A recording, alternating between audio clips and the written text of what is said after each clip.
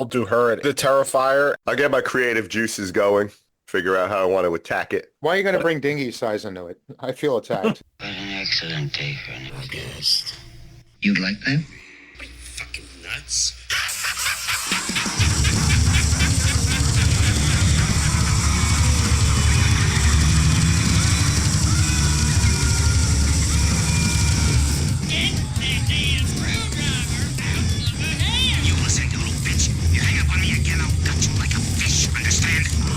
I want you to pray to your God. I want you to pray that he comes and saves you. Do I look like someone who cares what God thinks? Welcome, horror fiends, to our little show titled What an Excellent Day for a Podcast. We appreciate each and every one of you for taking the time out of your busy schedules to give us a listen. Round the horn, as always, are my fellow horror nerds Danny C., Joe T., David, and I am JC. So if you listen to our shows, you know us horror nerds love our final girls. Every chance we get, we always shine a light on those heroines of horror. Hell, with so many icons to choose from, we devoted 2 episodes last year alone just to honor these amazing women of horror by allowing them to battle one another within our annual March Madness tournament bracket. And no doubt, we will continue to celebrate these Scream Queen badasses, especially after having just left the theater mere hours ago, where this nerd got to enjoy the vicious brutality of Terrifier 3 and watch Lauren Lavella once again absolutely crush her performance as the sword-wielding, revenge-seeking Sienna Shaw. But, as we normally tend to do on our shows, let's flip the script here, shall we? How so, you ask? Well, by shining a light on the male protagonists in horror, of course. Those final guys who need to make that in-the-moment choice through fight or flight when facing their ultimate fears head-on. Be it creatures, slashers, aliens, the supernatural, it doesn't matter what. These guys must put their big boy pants on and get to battling. In this spooky season episode, dear listeners, the nerds show some love for those Ash Williams wannabes who stand and fight against all horror odds. But, as always, a few reminders for those chosen ones who made that decision. Trust no one unless you too can create some cool blood tests to figure this shit out. When a bigger boat is needed, demand that shit gets done. When you are staring into your girlfriend's eyes, knowing in your gut that is not really her, believe the gut. That is some deadite shit right there. And last but not least, you see, you proved his ugly ass remains buried in his coffin. How about we not impale anyone with a metal rod in a lightning storm? And while you guys are at it, let's talk some damn horror, shall we? Top 5 male protagonist style. Top 5 male protagonists. Yeah. So, hey, great intro. Great fucking intro, JC. I don't know how you do it. Even with fucking COVID that you got from Ralph Macchio, you do it all the time. Yeah, allegedly. Exactly. Allegedly, yes, allegedly. The first time, more so. This time, just the Mets are doing well. Fuck them. Oh, yeah, the Mets are doing well. Fuck the Mets. Let's go. Hey, listen, Joe, I do appreciate, man. I do appreciate the non-haterness. Well, I see. Unlike other fucking Philly fans. I don't know actually what got typed because the tears were coming on my fucking screen as I was typing it. So enough with the sports talk. Let's talk about men. We're here to talk about Kevin. men. We fucking rambled right out of it. We do that though. We do that. It's our calling card. We've given love to the final girls. Now it's time to give love to the final guys. Yeah. This was an interesting topic, Joe. This was a good one to bring up because to your point, there's always the love for the ladies in horror, right? And who's that final girl? But we never really look at the men who take it upon themselves to fuck some shit up when it comes to horror. Yes. So I'm excited to kind of dive into this one. Who's gonna start? I'll start if you guys are cool with that. That's good. JC. All right. I appreciate it. I'm trying to be a little different here. I didn't want to go with the whole, and yeah, maybe some of the ones that are just, yeah, well, that goes without saying, right? Are my better ones, but I wanted to dig into the fucking bag a little bit. I wanted to try to find some that, okay, that came out of left field. So I'm going to start with Cameron Vale in Scanners. Nice. Yeah, because I kind of looked at this. I took it more as a favorite and not necessarily the best ones. Or this is 1,000% subjective. Yeah, my love for Scanners. I love Scanners. Absolutely. I love that movie, right? I lobby for that fucking head explosion kill as far as I can take it on the bracket of ours. But Cameron Vale, right? So you think about this guy's plight, right? Think about his situation. We see him, we meet him at a fucking food court, right? He's digging in for old fucking hamburgers, half-eaten hamburgers, trying to find a half-smoked cigarette, right? And he's in the food court and he's just a fucking homeless guy, can't control the voices in his head, don't know what the fuck is going on with the power that he has, right? And then all of a sudden he's captured, he's whisked away, and he's, he meets the scientist who kind of, hey, I can control your voices. However, I'm going to need you to stand up against Darryl Revick, who is leading an army of fucking scanners. This guy's just figuring out what the fuck is going on with himself and how to control his powers, and now he has to literally take down an army of scanners that are looking to fucking basically rule the world. And when you have that telepathic power, that's scary. And this is one singular guy who tries to, meet other scanners that are good and not on the bad side, and he definitely meets up with the one girl who tries to help.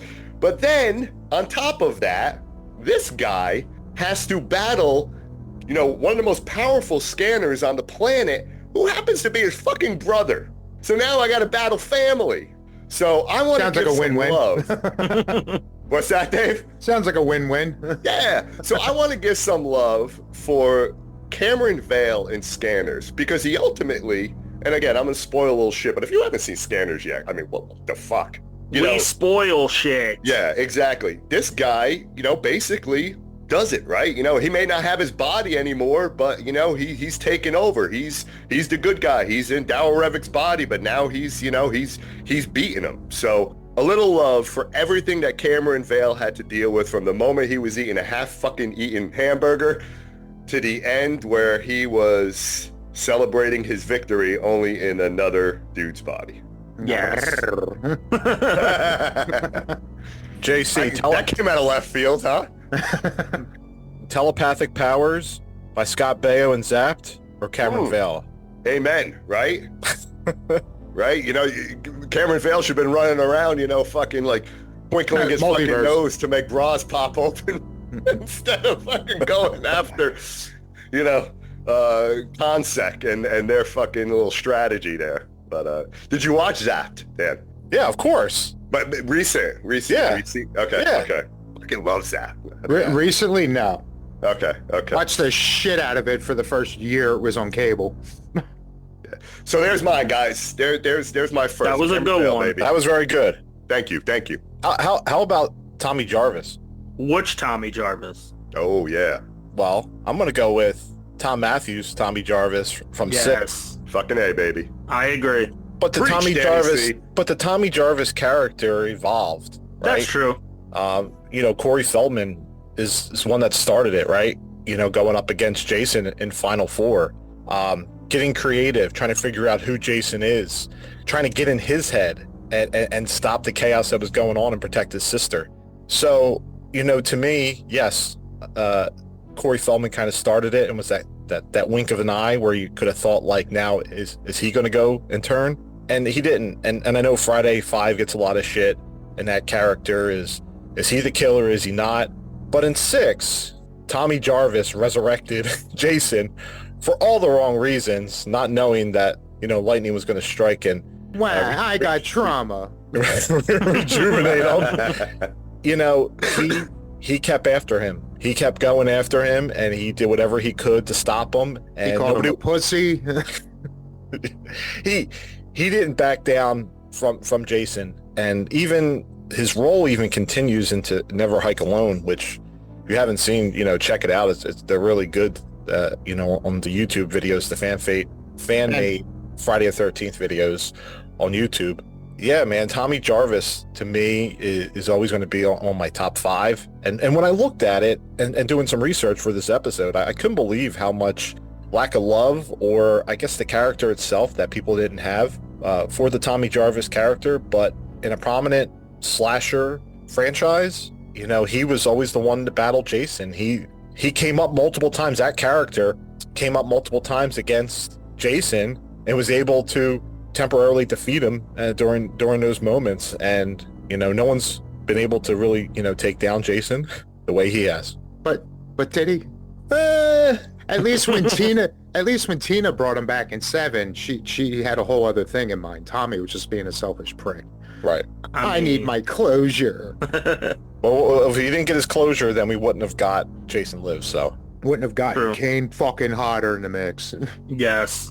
I guess I'll start off with, I put as honorable mentions, one being Casey from The Faculty, just because it is technically a horror, but I always saw it more as like a sci-fi, action. So, but I thought he was a badass character, how he came into his own throughout. The other one, it was one of the first that come to mind when we decided to do this, and then I realized there's a bit of a loophole. But I had Childs and Mac from The Thing, but we don't know which one was human, so I figured I'd leave them as an honorable mention. Interesting. It's with the debate still going on, and Carpenter flat out saying like, "Oh, just pay attention. The answer's there." But until we definitively know, I had to keep them just off the list. Well, I think McCready is that character, even portrayed by Kurt Russell in The Thing. Yeah, I mean they're both badass characters, but David Keith. Maybe we'll talk about them a little bit later on as well. Maybe. Yeah. I'm certain we might touch on them again. So the first guy I'm going to bring up, it is the branch off of what Dave said with Casey, but I, being a huge Faculty fan, one of my top probably 10 horror movies of all time, I actually go with Zeke Taylor, which is played by Josh Hartnett. And to me, I love Elijah Wood's role in that movie, but he just seemed to cookie cutter babyface as a wrestling term. Whereas Zeke was the kid that, he's selling drugs. He's got the scat before work every day. He's stealing from the science lab. You could tell he's smart. He's that kid that was smart, but still barely graduates high school. He was kind of the one that brings them all together in the end. They go to his house and they test out. He dissects the rat to find out that the scat is what's going to kill the aliens, and that they got to find a host. And they had their reenactment of the blood test from The Thing. Yeah. I mean, but I always loved his character. My mom always joked that he had his Josh Hartnett in every movie. His hair was always fucking messed up, like he never brushed it. Thankfully, in Trap, when he took his daughter to the concert, he at least had his hair pretty styled out. But I guess he matured in his adulthood. But yeah, Zeke was always one of my favorite characters. Yeah, I always loved the character. It's definitely what got me all on board with Hartnett in general. And of course, I think that's what it is. Being the nerdy kid my whole life. So I guess I related more to Casey, but I wanted to be fucking Zeke. So Hartnett was great in fucking 30 Days of Night, man. He's great in a lot of the stuff he's done throughout his career. He's underappreciated in the genre. He is. He is underrated. He is underrated and underappreciated. That's it. I mean, he was the protagonist in, it's John Tate in Halloween H2O, right? Laurie's son. Halloween 4 was on the other day. I was like, oh, little Danielle the queen, walking around in a little clown outfit at night, all alone. Adorable. Yeah. I don't understand. I really wish they would have just, because I was watching some of the Halloween movies, and I don't like the fact that the masks are all fucking different. I don't understand why they would go that way. Like Halloween 5 mask is just like Nick Cage. I don't know. Like, why not just keep the original? Why not just keep the original, right? And make a fucking shitload of them off the original, and just roll with that throughout why change the masks up? I'm guessing because, all right, you figure at the time, again, they grabbed the Shatner mask and tweaked that. In the mid to late 70s, Shatner was more relevant. Because I just recently realized in part 2, it was literally the same fucking mask. But yeah, because of the pretty much, the difference in body size, it looked wider and it looked a little different and all. So if you think about it, from 2 to 4, that's like a 7-year gap. Now accessibility to a Captain Kirk mask, it's probably not as available. But yeah, I agree though. How can you get that far off? Exactly. From the and look, in Spirit Halloween, I just walked past fucking 42 fucking OG Halloween masks that all looked much better than everything else in those movies that looked like, the OG, right? So it can be done. I don't know why they didn't do that. And just like watching some of these Halloween movies, they had the fucking marathon on. I'm like, why? Just stick with the one mask, man. I guess I can respect the whole, like in 4, like, okay, he's back. And what's he go to a hardware store, or was it? Or I haven't seen it in a long fucking time. But basically, it's not supposed to be the same mask. But the fact that something comparable yet so far off, now in 5, it at the bare minimum should be the same thing as 4, as atrocious as it looked. Well, that's because 4 really just rolled right into 5, and you're right. Yeah. So at least those two should have been way more similar, not like it's as if somebody took a blank piece of paper, cut eye holes in it, and wrapped around his face. And then 5, they couldn't afford Shatner, so they got Nick Cage to fucking mold his face for the mask. I shat myself. I think I shat. Hey, sorry I took us all down the fucking rabbit hole. It's all good. I wanted to kind of throw that out there because... No, it was, but at least it was more of a segue than a full-blown tangent. Exactly. We were talking about Hartnett in Halloween. Yes. And just went on a little bit of a Halloween. That's a true tangent when we, it leads down one path. Exactly. We don't just randomly talk about shit. We're not like that. Random. All right, who's Look at us, Jay-Z's turn again. Back around. Okay, so my next one, I'm gonna give some love. Now you could have went with 2 individuals here, final guys, but I'm gonna give some love to just one of the 2, and I'm gonna go Chief Martin fucking Brody. Okay. All right, so let me take you down his history path here. Chief Brody is a fucking, moves to an island, scared of the fucking water, comes from the city, cop, right, moves there, is like me, doesn't want anything to fucking do with the ocean, scared of the water, lives on an island, which is fucking crazy, right? And over time, this individual finds himself as, the chief of this town that's being terrorized by a great white shark, and now he has to go on this boat with 2 other guys into an ocean and try to kill this fucking shark. And I think to myself, like, how fearful I am of sharks and how, and the ocean and everything. And here's this fucking guy that, think about what this guy had to do, right? Yeah, you're on a boat and everything, and then all of a sudden you're stranded out there, and Hooper goes down in his fucking cage, and he's nowhere to be found, and then, and then Quint gets gobbled up, and your fucking boat is sinking, and you're on the top of the fucking little antenna thing, right? And you're stabbing at a 25-foot great white shark all alone in the middle of an ocean, scared of the fucking water, right? And you have to make sure that fucking bullet hits that fucking oxygen tank at a precise fucking way to explode that shark, a great white that's coming at you as you're ocean level with this fucking monster coming at. Talk about the balls on this fucking guy, right? To do that, to take care of that shark, and then to fucking swim back on a couple of fucking barrels with Hooper and kumbaya fucking ya. I want to give some fucking props to Chief Brody. Absolutely. Yes. Kudos to that man for overcoming his fear. I would never do that. I wouldn't get on that fucking boat. Here's your $10,000, Quint. Go fucking, I don't care if I'm the chief. Go fucking catch that shark and bring it to me. I'll stay in town and make sure everybody's fucking calm. No, but he had a job to do and knew what he needed to do. Yeah, exactly. And the mayor was perfectly fine keeping everyone calm. Exactly. So brave, right? Brave, absolutely. Overcoming his fears, right? And listen, you could be a male protagonist fighting a fucking villain or fighting this guy who did. This motherfucker was fighting a 25-foot great white shark all by himself with a fucking little harpoon dinghy that he had and a fucking shotgun. We bow down to you, Chief Brody. Nice fucking job. Why are you going to bring dinghy size into it? I feel attacked.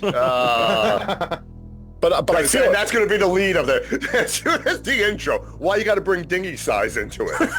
Yes, absolutely. What were you saying, Danny C? I just think that his character was well played. It was absolutely well played, and Jaws gets the recognition that it does. But Roy Schneider in his character of Brody, Chief Brody, the evolution of that character. He's a family man. He's scared. He's there for the town. He's going to have to do things that he doesn't want to do and go down that path, and he's learning along the way. And it was very relatable if you're in that position. And I think that that character should be one of the top protagonists. Yeah, and he has one of the most iconic lines in horror. And Jaws is fucking horror. Yes. You need to go down this path again. Absolutely. We're very angry. Jaws is horror. Fucking horror. You're going to need a bigger boat. Resonates everywhere. That's not some drama shit. That's not some drama shit. No fucking way. Thank you. That's my second one. I want to go back to talk about, McCready in The Thing. I just think that character being put in that situation knows that there's something wrong in that scenario. And you're thrown into the cold. They're doing research. Something's not right. There's something that's taken over. And, McCready and especially Kurt Russell's role, he kind of jumps in and starts making executive decisions where you need somebody to start making executive decisions, and isn't scared to just take control of the situation, start, putting people on the spot, like, Dave was just talking about in regards to the faculty, right? You're doing the sniff test and, hey, here's let's do the blood test, it just, for being in that situation, you have a small group of people there. You don't know who to trust. Hey, let's go. You're gonna go out into the shed for a while. It's until we know what's going on. It's just that whole entire scenario. It's like how would you try and figure out what the root cause here for this alien that's basically taken over people's bodies and transforming into their shape and such. So for me, McCready is just one of the top in regards to protagonists. And yes, Dave, you mentioned about, well, you never really know if either of them or one of them is the true alien in this case. However, I just think I resonate more with having McCready at the top of my list. Yeah, I mean, I'm not going to knock anybody that has either of them on the list, but that was my hang up for just keeping them off. Yeah, they both survived, but we don't know which one's still human. Badass McCready, baby. Yes. Badass. And a lot comes down to that selling that role of why we love them, why we think they're top. These actors actually have to portray that character, right? And if they suck at their role, we don't even remember them now. Yeah. Right? We might never remember The Thing. The Thing might be, like a Blumhouse movie, right? Well, like Deadly Friend, like it's kind of like forgotten. Hey! No, I'm just watch your little whore mouth there, Daniel. Yeah, Deadly Friend, baby. I'm just saying. I'm giving an example of something like Wes you don't really Craven's like one of his top 3 movies of all time. yeah. Fuck scanners and head blows. What? But. It was funny you bring up Deadly Friend when we were watching Buffy the Vampire Slayer was on last night, and Barb was going through the channels and she kept it on that one, and that's where I was kind of telling her about Christy Swanson as Spooky, and and she's like, well, what horror movies was Christy Swanson really in? I'm like, well, Buffy the Vampire Slayer. Right here. I mean, you consider that kind of horror, but then I told her about Deadly Friend, man. Deadly Friend is fucking classic.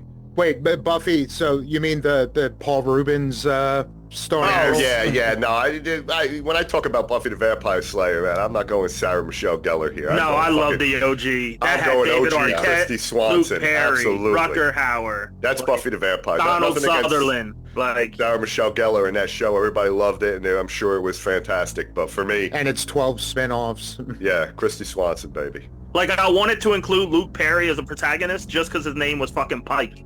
Pike, yeah, right. Yeah. I mean, she fucking takes down Rutger Hauer with a fucking ruler. I mean, come on now, man. All right, Dave, what do you got? How about some love for Ronnie from H2O? Fucking LL. Yes. I just no matter what, like I always did like the movie. Again, Josh Hartnett, I thought he was great in it. Like I said, this was in the early stages of me falling in love with him. But I don't think Ronnie ever got enough love. Now, I never did the full-on research, but there's also claims that he's the first black man to survive a horror movie. And even though he didn't do a lot, I just loved the whole thing with his girlfriend. Like going back and forth, giving him little excerpts of his book. And it was just, he was just a fun character to watch. And then even more so the fact that he walked away from it. He was always my second favorite character of that movie.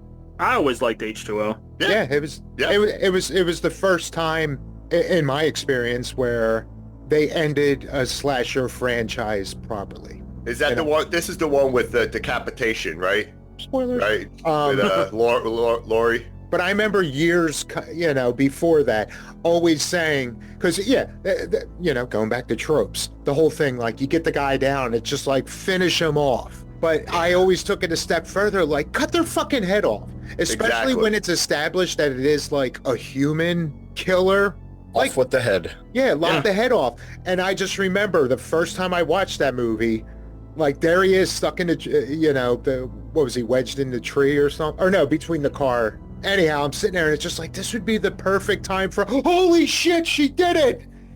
Now, listen. To me, that was fucking perfect. You remove Resurrection, that's the perfect ending to a franchise. And I think that's part of the reason why I didn't hate the absolute ending of Halloween Ends. Because that was my next evolution of that. It's like, all right, well, apparently they got loopholes in decapitating and all that.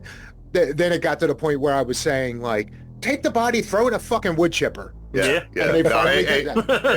Now, I would argue if there's some green reagent around and a pan. Oh, here we fucking go again. Oh my god! You need to, that decapitation, Dave, might fucking backfire on you. Oh my god! Right? Oh, It's 6 degrees of Reanimator, gentlemen. I was going to say I shouldn't say anything, but save it for the multiverse. But then I'll probably forget about it by then. It's all green. Is there any chance that Trioxin is the Reanimator agent? Oh. Did Herbert? We're going to get into that. Oh, yeah. That's a good one, And then the government got their hands on. You know what? Instead of officially doing the multiverse That's episode, a fucking movie right there. Yeah. Why don't I just scan through every fucking episode and I just splice together every reference we made? There's the episode. That's true. Basically, that would actually be kind of cool. That's true. Hey, Dave, you're onto something there. Yeah, I like that. Hey, real quick, LL Cool J, Dave. Yeah. In H2O. And it's fucking LL. Way better than Busta, no offense. How about I LL? almost put Busta in there. But Oh, please don't. LL Cool J, Deep Blue Sea, another protagonist. Oh, It doesn't get My the head love. is like a shark's fin, baby. There you go. Because Sam Jackson took the spotlight from him. Wow. He was great in Deep Blue Sea. Yeah. Oh, yeah. I mean, he survived too. I mean, he's a creature in that movie, and well deserved. So LL's character, man's another one. The more I think about it, he's another underrated horror actor. Absolutely, I would say so. I feel like this is another episode in the making. Yeah. Underrated genre actors. Good one, though. Good one. I love the fucking Trioxin. I love that connection, man. We're going to have to noodle on that shit a little bit. You better message Linnea right now. Might be in Trash's Revenge. Yeah. All right. Joe T. All right, so just want to take one moment before I go into this next character. I heard online last night that Alex Vincent lost his father last month. So all juicy fruit jokes aside, my condolences. Sorry for your loss, man. And he still actually went to the convention that I believe happened a couple days later because he didn't want to cancel for the fans. So that's awesome. I mean, I don't know what he was going through for that, but yeah, all joking aside. And of course, I'm the Chucky guy. I love fucking Andy Barclay's character. I always have. I was a kid when he was a kid. I had a fucking My Buddy doll when he had Chucky. And imagine your fucking doll just coming to life and doing crazy shit and killing, your aunt and everyone. And you're telling people what's going on and they're not listening to you. They think you're crazy, sending you to the fucking nut house. And thinking you did it. Yeah, that too. And it's like, and he had an innocence to him, like, and for being that young and to get the emotions out, and he did a hell of a fucking job. And we're kind of just taking one role. Obviously, the original in Child's Play. I love Child's Play 2 as well. And I understand why Don Mancini wanted to go a different route and, make him older, and there was no way he was going to be able to reprise his role. But I'm glad they eventually brought him back with the TV series, because the Andy character, in my opinion, is pretty iconic to the horror genre. There's not many horror kid characters that really, stand the test of time like his does. No, and Andy is one that is in my top 5. I'll tell you that right now. And the reason why is that Alex Vincent and myself, we're the same age, right? So when I'm watching that, as I'm seeing it, come out, especially when Child's Play 2 came out, that was actually the first one I saw before I even saw the original Child's Play. But I'm the same age as him playing the character, and it's like, wow, man, this kid is strong. He's finding out ways to outsmart the doll. That's easily relatable for me, right? And that's what sometimes a protagonist comes down to. It's just like the more human aspect of it, and I kind of relate it to the Andy Barclay character in Child's Play as well, Joe. And to me, it's amazing. I feel like his character was a lot better in 2 than the first one, but very believable, in the first 2 roles that he played in Child's Play 1 and 2. Yes, the third character, the Child's Play 3 character of Andy Barclay, it went in a different direction, a little bit older, but I'm so glad that he actually came back for the series, because it's like full circle. Like, even though Chucky is not after him, he wants to make sure that he's not fucking around and killing any more people, which to me is awesome. Agreed, 100%. Yeah, I can't disagree with any Andyisms. And I'm not the resident Chucky fan, as you guys know, but I will give it to Alex. So that is a good one. Anytime a doll comes alive and you got to fucking face that shit, especially as a child, man. Yeah. You got to outwit this little fucking possessed doll. Trilogy of Terror. Oh, Trilogy of Terror, man. I fucking love Trilogy. I gotta get that fucking... I think they have an action figure of that fucking doll, man. I need to own that shit, man. Karen Black. Would you trade Was in... it Karen Black or Barbara Steele? I think it was Karen Black. Karen Black, yeah. Would I trade in what? The YOLO? Would you trade in any of your Reagans for one of those dolls? No, probably not. Well... I wouldn't trade the YOLO Reagan. No, that's why I said your choice. Would you get rid of any one of them? I might. Maybe a little bendy Reagan, a little action figure type that fucking I didn't even take out of the package yet that, I could probably fucking trade in. But not the resin fucking statue that I YOLO'd. No, for what you went through that day and possibly shortly after, I wouldn't. Yeah, that Reagan statue is what made us have a full episode on Monster Mania, the original one. Yes, yeah. And I saw that the 12-inch Trick or Treat Studios Reagan is back. You can pre-order it again. So I think if I fail in my attempt to secure the animatronic, I may have to pivot. Just like Rafiki said a long time ago, it's time. Yeah. Yep, as Ross would say, pivot. All right, do I go? Yes. Okay. My next one, I'm going to give a little love to this individual who, just had to deal with a new fucking guy moving in next door. Right? Oh, I know who exactly. Charlie fucking Brewster, baby. There you go. I want to give a little love to Charlie Brewster, because here's a kid, right, who fucking knows something's up with his neighbors, right? Sees that his neighbor is a fucking vampire. I mean, how do you convince everyone that your neighbor is a vampire, right? And then he seeks out help from the self-proclaimed fucking vampire hunter, Peter Vincent, who is a fucking shell, right? Who's more scared than anything. Any relation to Farmer Vincent?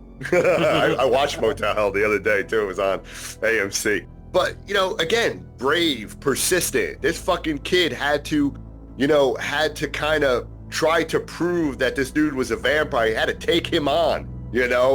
Knowing that, he was kind of alone in this situation, right? He had to fucking he had to watch his friends. He had to watch his girlfriend turn into a fucking vampire shark, so he had to go through a lot to fucking, to end the reign of, why am I fucking losing, what's his name? What's the vampire's name?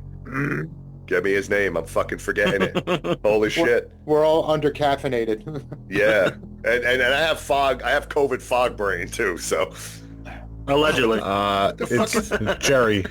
Jerry, there you go. Jerry There you go. Dandridge. So, you know, and Jerry knew that fucking Charlie knew who he was, right? You know, the cat's out of the bag, so now I'm going to fucking toy with you. I'm going to come in your house late at night, and you're going to have to fucking, you know, you're going to have to contend with me, right? All alone. I mean, that, give some love to Charlie Brewster, man. Not just one time. You got 2 Fright Nights out of Charlie Brewster. Yeah, so, you know, the kid next door who just wanted to kind of fucking date Amanda Bierce and do his thing and hang with his Which fucking... in the 80s, who didn't? Hang with his Evil Ed friend. Did he kill his friend, or was that Peter? That was Peter Vincent, right? That state Evil Ed, right? Evil, when he yeah. turned into the werewolf. Stephen Joffrey.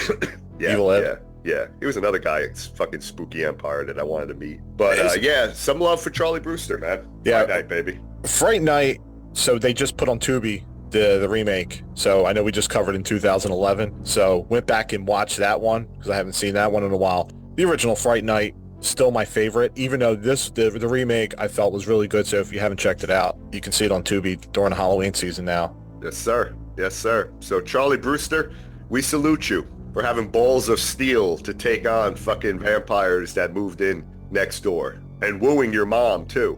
And your girlfriend. And your girlfriend, man. Fucking just piling on. Danny C. I'm going to go to the top. And the one person that comes to mind is Ashley Williams. Oh, yeah. I knew where you were going with this. As soon as you said the top. I mean, when we originally talked and discussed this, he was number one for me. Spoilers. The evil, yeah, the spoilers, yes. It just, he's on the top of my list as a protagonist in horror and being the final guy. You know, his character, he just wanted to go for a weekend, ends up opening Pandora's box with the Necronomicon, and basically has to make sure that, you know, he yes, he was part of causing the Deadites to arise, the demons that kind of take over not only his sister, also his girlfriend. The evolution of the character played by Bruce Campbell is, for me, you know, one of the top. So, you know, he continues to try and outthink the demons in so many different ways. The Deadites, While being a I should say. buffoon. Right, it's a classic character that, you know, he improvises, right? He loses his hand, you know, he throws on a chainsaw.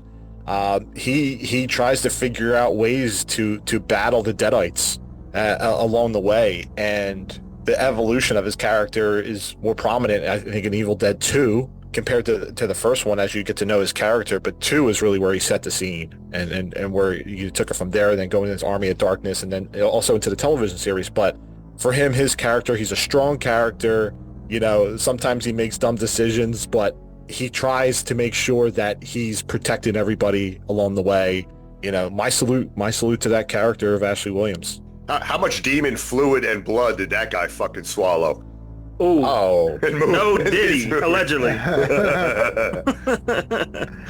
Who consumed more fluids, Diddy or JC, I think that line might be the intro line. That's Yeah, right? Yeah. I mean, that guy fucking, you know, decapitation, spurt in his face, fucking, you know, everything, just fucking...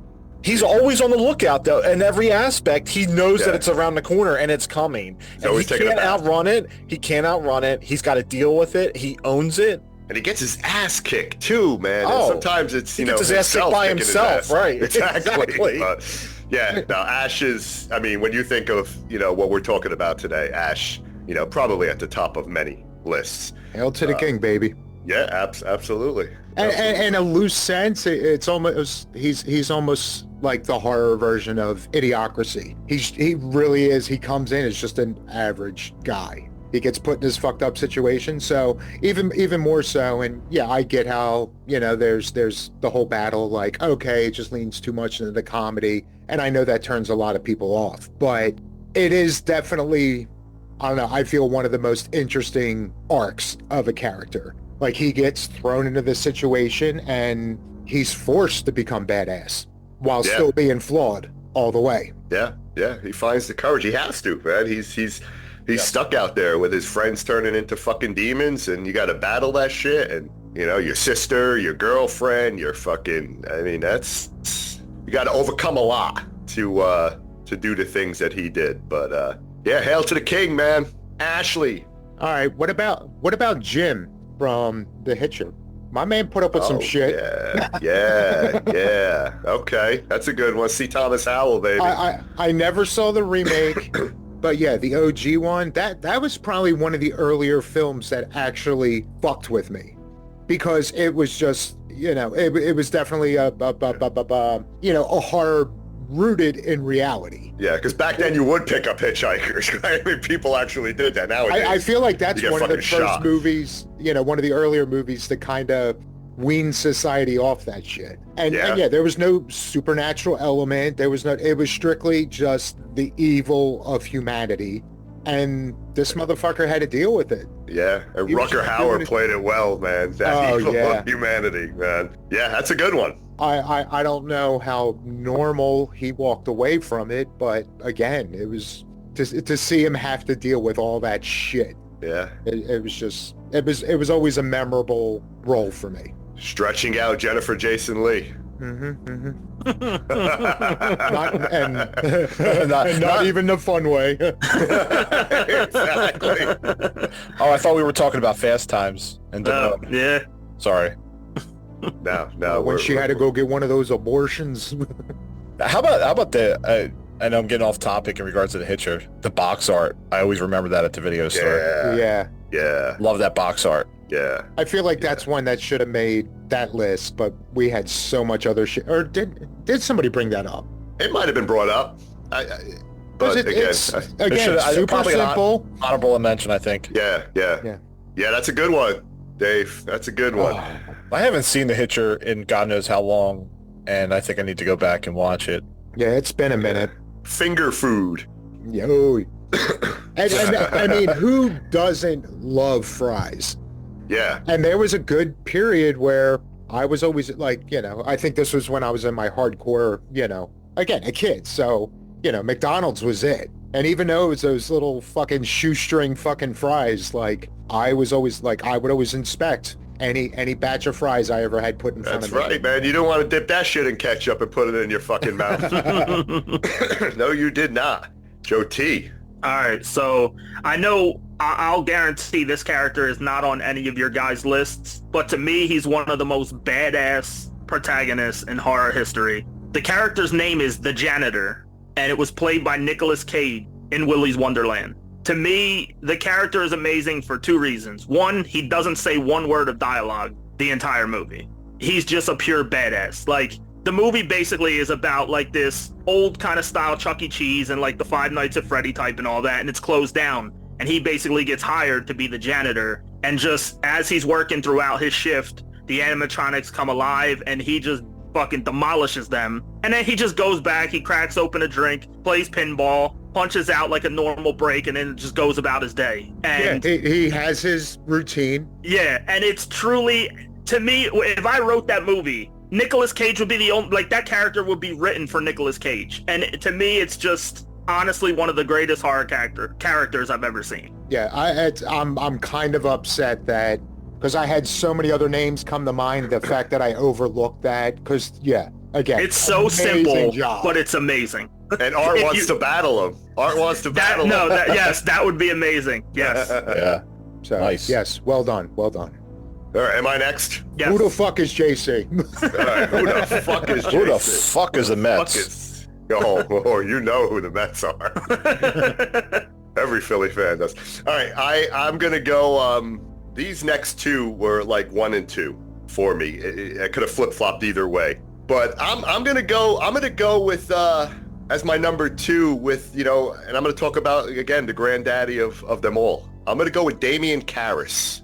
Yes. We all know my love for The Exorcist, right? So let's talk about this man, right? This guy losing his fucking faith big time, and goes Right. complete as 180 as you can go. Exactly, right? Just contending with, the guilt of his mom, being alone in New York City and not being there to take care of her, and he's losing his faith, and he's just, and he likes, to put back a few every now and then, right? And he's just like, this guy's becoming a shell of himself. And then here comes little Reagan, right? And here comes the plea from Chris McNeil to help her daughter. Now this guy has to stand up to the fucking devil himself.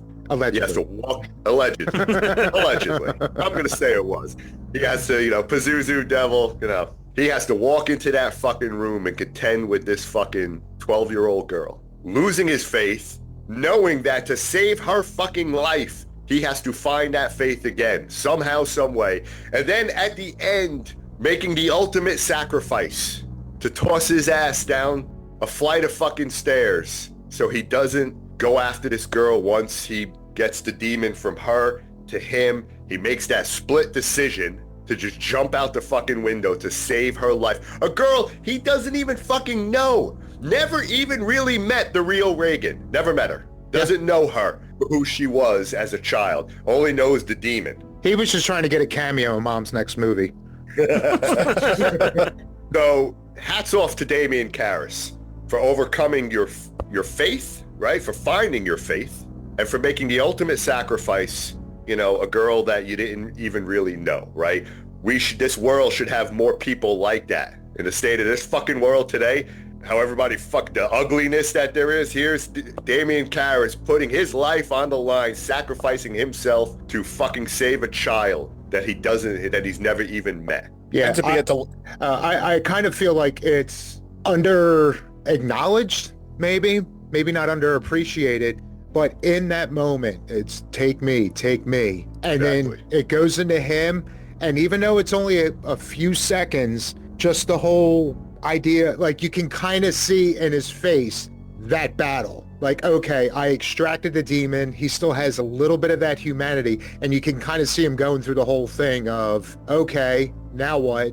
You know what? I'm gonna have to kill myself to save this girl even more. Like he thought he saved her by extracting this entity, and then realized I got to go all in and fucking end myself. Otherwise, I'm gonna kill her anyway. Yeah, he fought the rage he was gonna choke her. He was gonna choke her out, right? And then the eyes change colors, and I'm back, and I'm out the fucking window. Yeah, it's yeah. So, like I said, his face told that entire internal debate. Exactly. So salute Damian Karras. There should be more of you out there. The only reason I didn't include him was I was trying to stick to people who survived. And even though technically Damien made it another 15 years, that's the only reason I didn't include him. Otherwise, he would have absolutely been a top 5 for me. Amen. That right. Danny C. Danny, are you Danny my boy? I want to talk about Jesse Walsh in Nightmare 2. And I think this is probably an open discussion one about thoughts in regards to his character in Nightmare 2, because I think he's one of the ones that always comes to mind. That's the one we kind of always talk about as well in regards to the horror aspect of Final Guys. I think he's one of the ones that we always bring up all the time. For me, I always find that his character is different. I know that, the Friday that I'm sorry, edit that. The Nightmare on Elm Street 2, it was a different approach in regards to the character being taken over by Freddy. You've got the body and I've got the brain. And Jesse's character, he's fighting that Freddy character that's inside of him the whole entire movie. He doesn't want bad things to happen to anybody. He can't help it at some points, and even goes to, saving his girlfriend's life at the time. And I think that when we look to those characters, I think Jesse plays a predominant role in the Nightmare on Elm Street 2 movie, to where we talk about that final guy aspect. I don't know if it's anywhere on anybody else's list, but for me, that was the one we kind of joke about, but it's on the top of my list. Yeah, no, that was a good one. It wasn't on my list, but yeah, I mean, he had to deal with a lot, he was, I mean, when you think about it, Nightmare on Elm Street 2 was kind of a little bit of I wouldn't say an Exorcist ripoff, but it was kind of down that path a little bit, right? I mean, he was basically possessed, right, by Freddy. So that's a good one, Denny C. Yeah, had to kill his Jesse best. Not to say his best friend, but he had to kill a friend, right? He was trying to get him well, right? And was caring about him, and do shit that he didn't want to do, right? Yeah. Like, and Freddy shedded his skin like a fucking cicada. Oh yeah, and destroyed his great. And it destroyed his gym teacher. Yeah. Not after a little bondage play. I whip you in the shower. Get against that fucking wall. Oh shit. Yeah, Jesse, man, that's a good one. And I loved that Nightmare 2 because I loved when fucking Freddy's fucking knives just became part of the fingers. Yeah. No glove, just fucking Wolverine style. And it was dark. It was probably the darkest Freddy has been for the whole entire franchise. Absolutely it was. I mean, New Nightmare may contend a little bit, because Freddy was fucking dark in that one. But yeah, Nightmare 2, man, Freddy was no fucking joke. He was all in. Yeah, again, I don't understand, like, the amount of, I don't know if it was full-on hatred, but yeah, how much that movie got shit on for the longest time. And I remember, even after Dream Warriors came out, I always went back to watching part 2. Like, I just always loved that movie. Yeah. And I think it's because it was so much darker. Yeah, absolutely. The only problem I ever had with Nightmare 2 was, Freddy comes out into the real world, right? That's the only one that it was like, all right, we're going, at the pool party.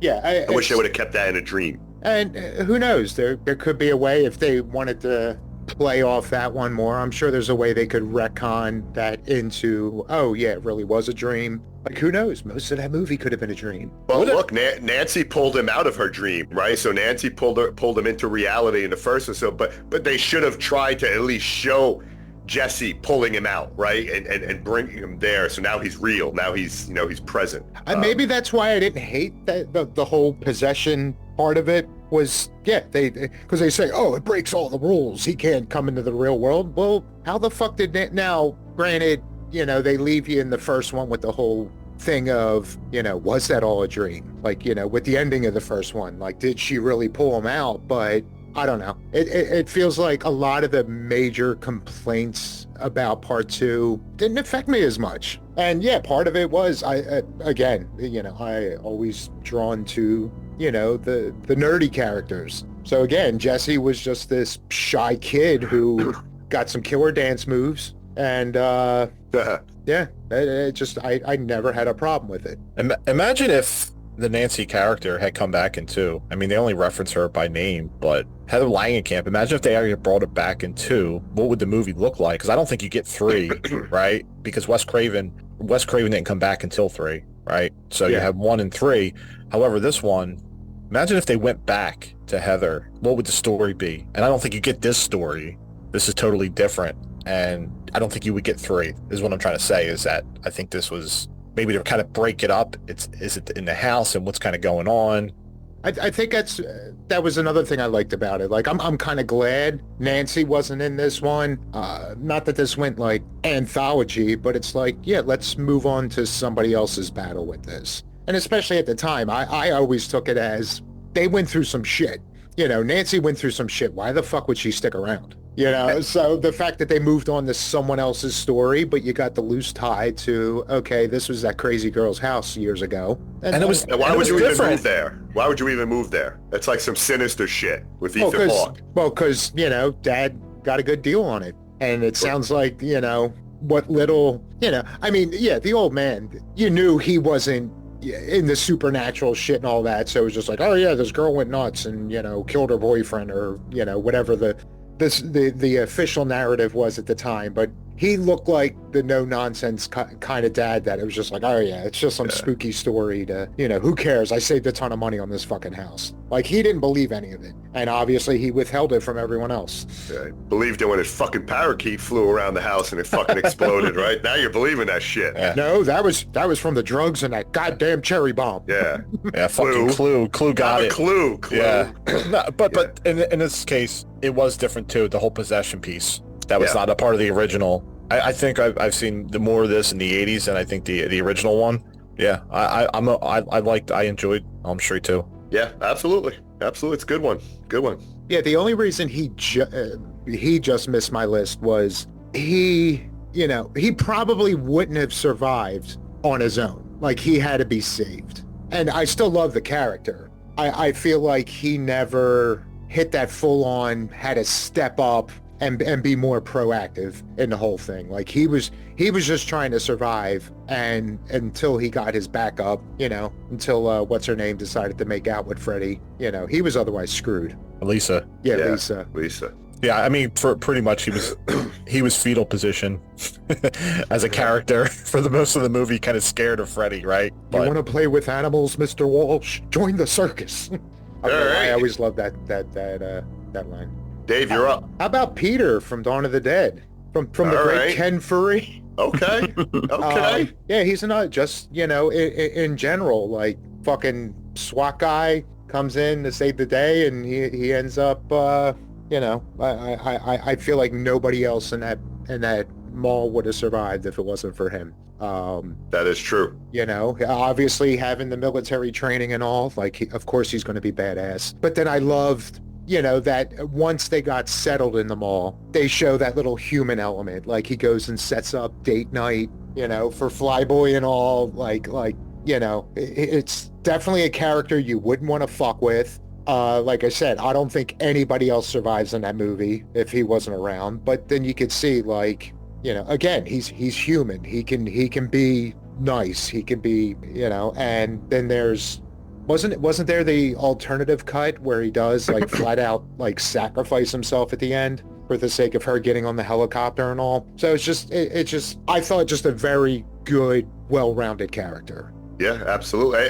And luckily, as they were living in the mall there trying to fight off the zombies, that time where he walked into that computer tech store and saw the blueprint for the resonator. Right? And that blueprint, right, got him thinking, right? And then all of a sudden he's whisked away to Barbara Crampton, in her clad black leather outfit and the resonator, and now we're in From Beyond, baby. Yeah. Danny, don't roll your eyes. I knew exactly where he was going with it, so. I'm just trying, a little food for the fodder for the multi-universe. The one episode that we've been talking about for 5 years. That's going to be the big joke. We talk about it and reference it forever, but never actually do it. Yeah. It's, you want to know where that episode is? It lives in every fucking one of our episodes. Yes. See, that's the big twist to this show. It's the multiverse has been happening all along. It's where Sabretooth was hanging out in Deadpool and Wolverine. The Void. It's in the Void. But that's a good one, Dave. It's always been with us. All right. So clearly, it wouldn't be a Joe T list without some Scream on there. I was waiting for it. Yeah. I was waiting for it. But I was never a huge fan of Dewey, honestly. So to me, I gotta have Randy Meeks on there. Jamie Kennedy's character from the original movie. It's stupid that they killed him in 2 by Roseanne's sister, but to me, Randy Meeks is like, that was the true meta. Like, even in the Blockbuster store, when Stu and Billy are there, and he's like, yes, if this was a horror movie, I'd be the prime suspect. And the whole scene where he's at the party and he's going over the rules to a horror movie. Oh, yeah. He had the love for, Sydney. To me, he's just the purest, like, male protagonist I've seen in a horror movie. And I don't know, Jamie Kennedy did an amazing job in that role, and I've always loved that character. And he didn't have to, not fake his death, but get killed and brought back countless times, because Dewey was supposed to die in the first one. And that was a decision after the fact to bring him back. So, but yeah, I can't say anything more, like, I can't say enough about James, Randy Meeks' character. I saw, I guess, again, Big Brother, knowing this episode was coming up.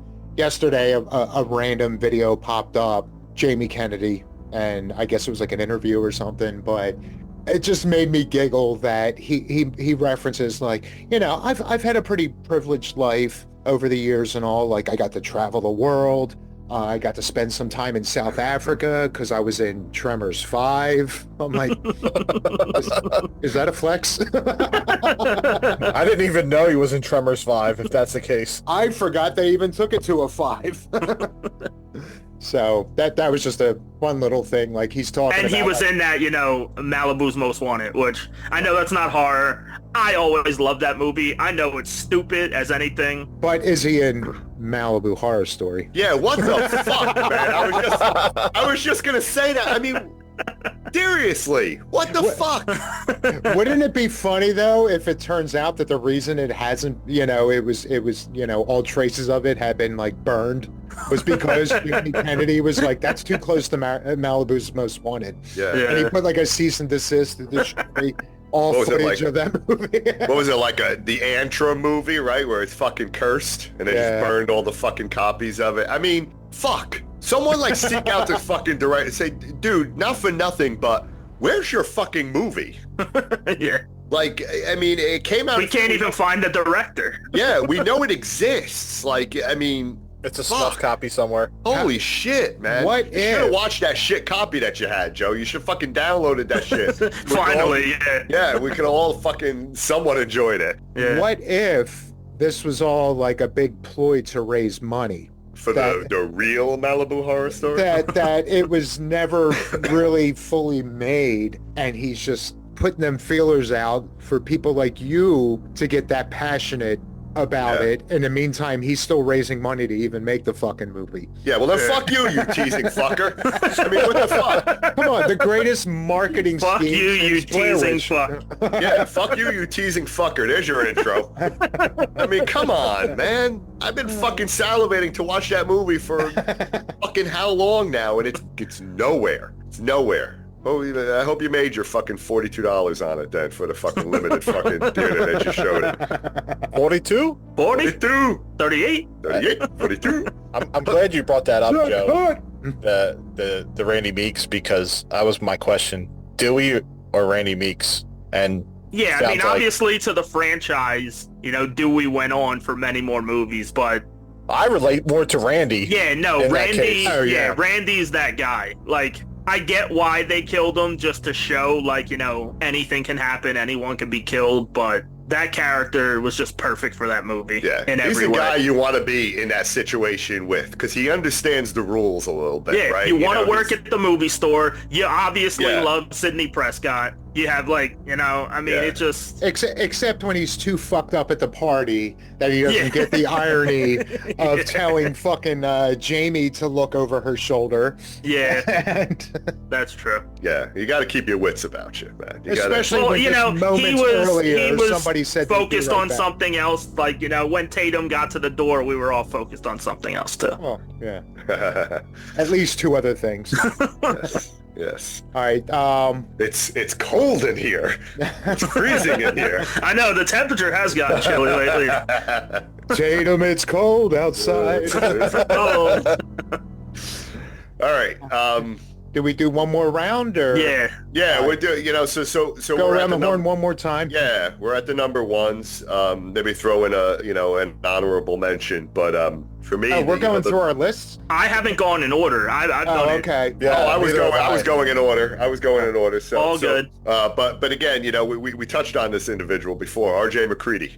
Yeah. I get, Dave, what we don't know who's the guy, but if you follow his situation the entire movie, this is a badass motherfucker, man. Oh, no denying it. Tough, resourceful, leadership, right? This guy is fucking dropped into this situation, which is a scary situation because you can't trust anybody. And don't forget, he's a master at chess, too. Exactly. You don't know. And what I love about McCready is he's just badass. He's just like, fucking, I don't fucking care.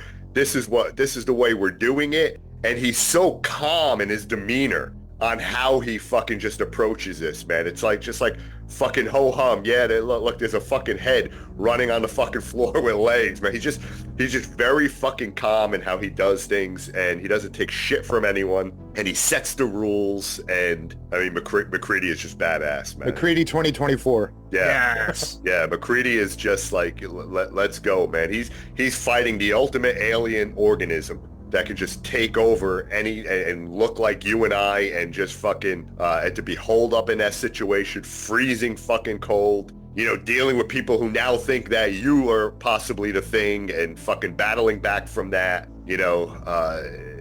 McCready for me is just is the guy. That's who everybody wants to grow up to be. Especially that fucking beard. Yeah, I've always admired his facial hair. Yeah, and when you think about it, Kurt Russell, you look, Big Trouble in Little China, right? And then you look at him in, in The Thing and how badass, and then, a couple of years later, he's a fucking cop with Stallone and fucking, what the fuck is the name of the fucking, oh, man. Tango and Cash. Yeah. Fucking Tango and Cash, man. You were about to say Overboard, weren't you? I was going to say Overboard. I was going to say another one, too, but it's Tango Guardians and Cash. 2. So all hail McCready, man. If I ever find myself in the fucking Antarctica, holed up with fucking, these fucking guys battling an alien, I want McCready by my side, man. Let's go. Get that fucking flamethrower out. Let's go, baby. Johnny? I have an honorable mention one. I know we had touched on, my list and such, but how about Marty from Cabin in the Woods? Yeah, the stoner. The stoner. Get some love for the stoner, man. Yes. That fucking bong that he had was fucking tight. That cup bong was fucking tight. But he was smart enough to know something wasn't right, and he was the only one that was trying to make sense of a lot of things when shit was getting out of hand. He didn't smoke the joint that they laced, right? So he was able to get out of that situation and figure out what was going on and basically kind of put an end to that cult that was going on. They all should have listened to him. Listen to the fucking stoner. If you would have listened to the stoner, you wouldn't have been in that situation. He kind of outsmarted them, right? And imagine being in that situation, going through that process of kind of stepping up and knowing, hey, you gotta stay alive, right? You're trying to figure out every which way possible to figure out the end of the game. Let's just put it that way, and you were able to solve it. So kudos to Marty for still having his wits throughout the whole entire movie. And Cabin in the Woods, for me is a good horror movie that I enjoy. I know how goofy it is, and it kind of takes a lot of the tropes that happen in horror and kind of funneled into this movie, but it's fun. And I enjoyed Marty's character. Yeah, that's a good one. That's a good honorable mention. Wasn't on my list for sure, so that's a good one.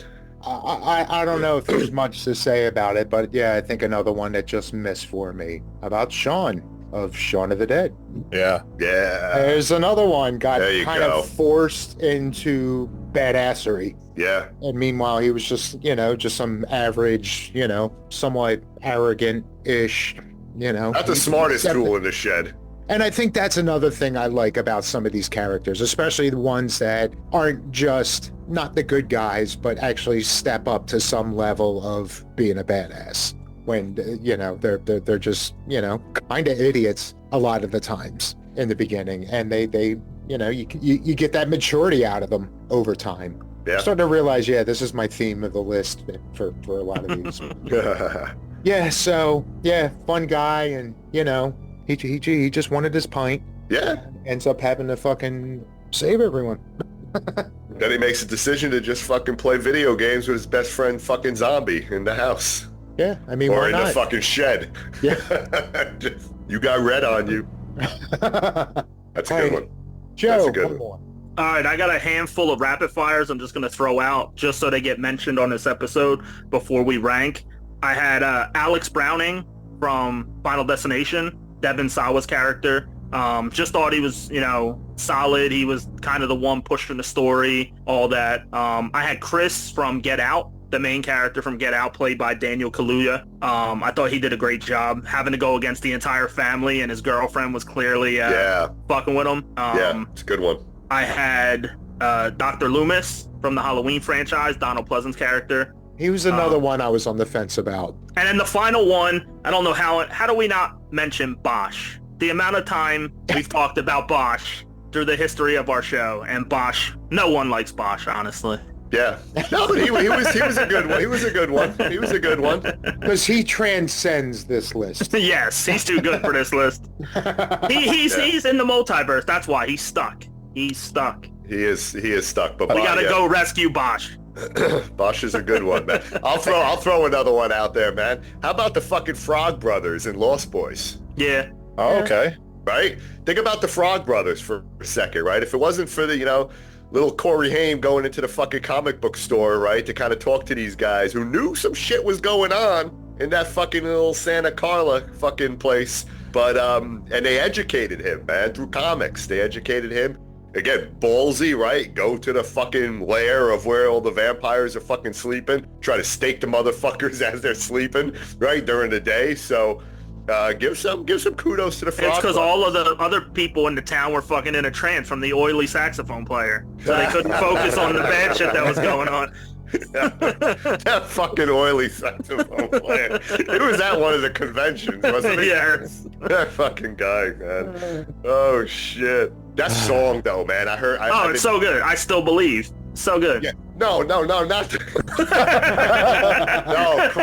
cry Little Sister, man. Oh, well, yes, that too. I've been listening to some fucking like hardcore fucking versions of that on YouTube, man. There's some good fucking versions of that. That's a great fucking song, man. Great song. Yeah, I agree. I mean, just great soundtrack all around. But Yeah. those two songs, like, nobody will ever forget those. And if you're listening, go back to episode 28 and relive that franchise's fucking soundtrack. Cry Little Sister. So multiverse. Lost Boys. Jason Patrick's character also is now Sienna's dad. Yes. Whoa. Oh, wait. Yeah, are you spoiling shit for me? You remember those scenes where Danny C said he was nodding off? It was during those scenes. He dreamt. He dreamt that was happening. Real quick, Patrick Wilson as Ed Warren, in The Conjuring, or Josh Lambert in Insidious. Yeah. Which one? That's a good fucking question, Danny C. That is a good fucking question. I'm going Josh Lambert in Insidious. Whatever the first one is that comes on the show, that's who I'm voting for. Oh, I think his character in Insidious, he was trying to bring back his son. I think he was more of the character, the main character in that role than he was as Ed Warren in The Conjuring. But there was other characters that provided the assistance along the way. And the further is a fucking scary place to navigate, man. To have your son in there, where you got to go in there and try to find and. You know, you're walking around, what looks like your fucking house, but it's not, and these fuking and then who the fuck's ladies his from family? the 50s are fucking smiling at him and shit. He's got to throw through the tulips. Yeah. Sorry, that sofa scene is an underrated jump scare. Oh yeah. yeah. But then again, as Ed Warren too, right? I mean, he had to encounter a lot of different scenarios, right? So that put himself and his wife in harm's way. But I would agree. I would say Insidious more than Conjuring universe. Daniel Torrance, Dr. Sleep, was another one. Yes. Yeah. That character in Dr. Sleep. Yeah. Peter from Hereditary. Fuck yeah. Slam your face against a fucking tool desk every now and then. Great character, but fuck him. To be ripped it off. How about Herbert West? Yeah. Think about Herbert West, right? And you mean the inventor of trioxin? Yeah, we're not there yet, Dave. We're writing that script up. It's being written. And you know what, though? One of the things I like about it is going into the movie, they almost put in your head, like, he's the fucking villain. And then throughout the movie, you just realize, like, no, he really is trying to do something great for humanity, and it just backfired. So, yeah, that's definitely another layer of, I guess, love for good old Herbert. Because I remember... What about Mr. Freeling? That was his name, right? Craig T. Nelson? Poltergeist? The dad? Yeah. Right? He had to deal with some shit. Fucking tennis balls dropping from your ceiling and gook. Catching your wife as she falls through the fucking ceiling. Covered in gook, and your daughter. You didn't know the lots you were selling? Yeah, right. I mean, come on. You only moved. Oh shit! You left the bodies. I'm surprised someone didn't say Jeff from Saw 3, but How about Paul Sheldon from Misery? Oh, yeah. He went through some shit. Went through some shit, man. Those ankles are still fucking bothering him. Yeah, there's so many, man. Yeah. There's so many. I mean, I'm sure, when we're done with this episode, we're going to think of 42 fucking more. that we should have fucking mentioned. But all right, JC, give us your number 5 through number 1. So like I said, mine was kind of in the order, you know. I mean, I'm going Cameron Vale as 5. I'm going Chief Martin Brody as 4. I'm going Charlie Brewster as 3. Right, Damian Karras as 2. Badass McCready as 1. An honorable mention was the fucking Frog Brothers. Yes. But again, all the honorable mentions, as we're throwing them out there, man. Yeah. All easy. There's so many of them. It was hard to kind of, you know. But yeah, that's my list. Yeah, I mean, anyone we've mentioned and plenty more are, you know, worth mentioning. But we want to keep this under a 3-hour episode. So agreed. I'll go next. I got Jesse Walsh from Nightmare 2 as my number 5. Number 4 is Andy Barclay from the Child's Play series and franchise. Number 3 is Tommy Jarvis from Friday the 13th franchise. Number 2 is McCready from The Thing. And number 1 is Ash from the Evil Dead franchise and Ash versus Evil Dead. Well, which is part of the franchise. Alrighty. Number 5, I got Ronnie from H2O. Number 4, Peter from Dawn of the Dead. Number 3, I feel like doesn't get enough love, Grandpa from The Lost Boys. Ah, okay. Because, I mean, ultimately, he saved the day, and he was just, like, he knew what the fuck was going on, but he was just so chill through the whole movie. He's just like, yeah, we'll straighten this shit out eventually. Number 2, Tommy Jarvis. If I had to pick, I mean, I'm just going with the character in general, but if I had to pick, I would have to go with Feldman's version, because I do like, even though it seems like John Shepard is universally the least favorite of all of them, I do like what they were going for as far as the traumatic or the traumatized version of Tommy. And as much as I love Tom Matthews' part of it, I mean, that was probably the first I actually fell in love with the character as a kid. But yeah, he led to a lot of death, where I felt like the Feldman one, again, one of the few protagonists that actually had the you know, had it in his head like, okay, we basically chopped his head in half, but he saw that little twitch and he knew, like, not to fuck around and to, like, finish the job that he would undo 10, 15 years later. And my number 1 is Reggie from Phantasm. When this came up, like, Ash, like, immediately number 1. And then I thought about it. Reggie is Ash, but less slapsticky. Like, I feel like he's very similar to him. He's resourceful. Again, he's just an average guy that got thrown into this and became more badass throughout the series. Yeah. But never went full silly as Ash. And he was a pimp. I mean, every movie, he's just banging anything that gets in his way. And I just found that funny, where you have the end of the world, but he always has time to take advantage of someone. And not that I condone that. I'm just saying, like, yeah, it's something that shouldn't be on your mind, but he fucking made it a priority and yet still took care of business.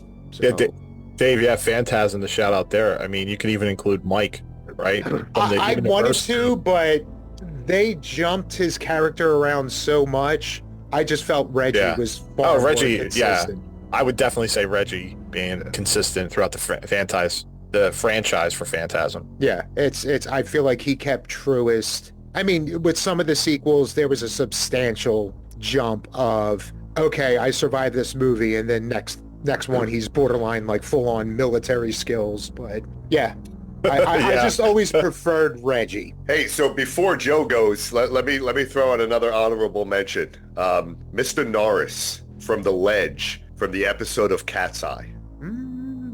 Right? Because I have a fear of fucking heights, and this motherfucker had to walk on a ledge around in a huge Atlantic City building. Had to hang from signs, had to deal with fucking pigeons, fucking, you know, poking at his fucking ankle to where it's bleeding. Had to walk on this little fucking ledge all the way around, man. Suction like fucking Spider-Man to this building, man. Little love for Mr. Norris. We'll have to figure out a way to cross that over with Paul. Are we talking about anthologies now too? I mean, how about Creepshow? How about Henry, right?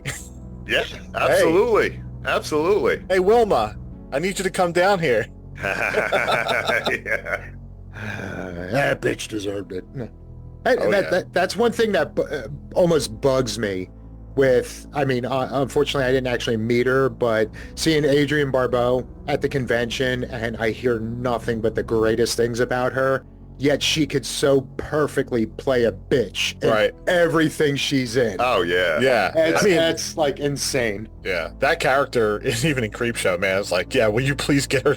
Will you please kill her? She's so fucking obnoxious. Oh, yeah. Such an asshole. She tore Henry apart, poor guy. In front of all his colleagues, right? God. I'd want to fucking slam her against a crate to wake some shit up as well. Yeah. Yeah, to me, that just screams like amazing acting skills. Yeah. Because it seems like most of her characters are the complete opposite of who she is. Sorry about that tangent, Joe. All good. Carry on, my friend. So my number 5 was Zeke from The Faculty. Number 4 was Tommy Jarvis, the Tom Matthews one. Friday 6 was always one of my favorite Friday the 13th movies. Number 3 was The Janitor, Nicolas Cage and Willy's Wonderland. Number 2 was Andy Barclay, and number 1 was Randy Meeks. Nice. This was a fun episode, gentlemen. I agree. Yeah, I'm almost I like the structure that we did this way. Yeah. I'm almost disgusted, though. I feel like 2 of our last 3 episodes, we were almost uncomfortably on topic. Yeah. Don't worry. When we get to the Terrifier review upcoming, yeah. Yeah, we need to lose our shit a little bit again. Oh, right? I got a couple rants ready. Don't you worry. Well, I'm going to be seeing it at 4:40. I got to drive to Wayne, New Jersey, Cinemark. Nice. To go check it out. So. Hopefully you can taste the motherfucking snow caps today. Yeah, well, I got my taste and my smell back, so that's good. That was good. That was good. I was fucked up. You might want to make sure you finish them prior to the movie, because it does get a little gross. Dave and I went and had like a full course meal, literally before we walked into the theater. Nothing a horror movie can serve could ever upset my stomach. No, I agree. So, I do want to say one thing. It's no spoiler. There was one time, and it's not a specific scene, just one time throughout that movie where I was like, damn, I can't believe I'm actually a fan of shit like this. Like, looking within myself, like, they took it to some levels that it was good. So all for me, and I know you guys saw it, I haven't yet, but for me, everybody just talked about the opening of this movie. Am I going to be impressed out of the gate? Yes. Yeah. Yes. With what's going to happen in this movie right from the start. And without spoilers, I get why they talk about the opening, but it's not like the movie gets tame as it goes on. It's non-stop, this movie? Yeah. Is it the goriest movie you've ever seen? I don't think it's so. It's up there, but I mean, I'd have to really... It's up there.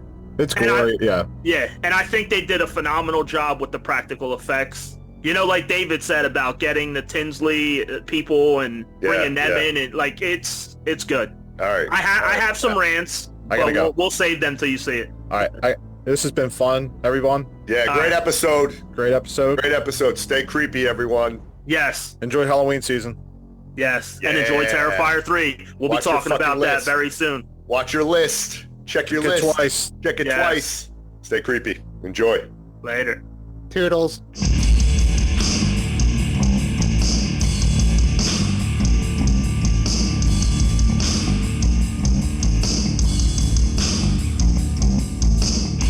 Listening to What an Excellent Day for a Podcast, where we use the number 4 to save you time. Check out our entire catalog at excellentdayforapodcast.com. Also on Spotify, Apple, Amazon, Audible, and everywhere else you listen to podcasts. Have a question? Email us at excellentdayforapodcast@gmail.com. But guys, I want to interact on social media. Excellent. Dude, we did there. Follow us on Twitter at excellentday4a. excellent day for a podcast. To get our Facebook page, our group page, Instagram, YouTube, and our newly launched Twitch channel. Come say hello, share them all,